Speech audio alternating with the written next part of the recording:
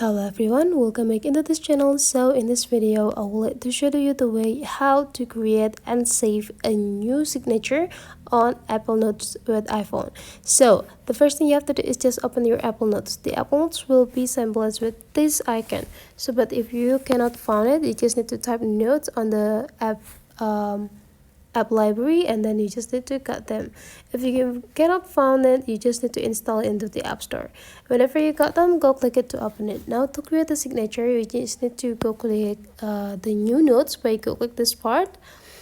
And please take a look on this line. There will be 5 options, but then if you want to create a signature, just go click the pen symbols over here, and now go click this plus button on the right part, and there will be 4 options there. One of them add signature, so you just need to go click it.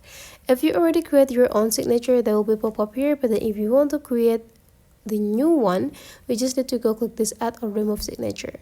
So if you want to create a new signature, go click this plus button down here and start sketching your screen with the new signature that you have. And after you're done, you just need to go click done.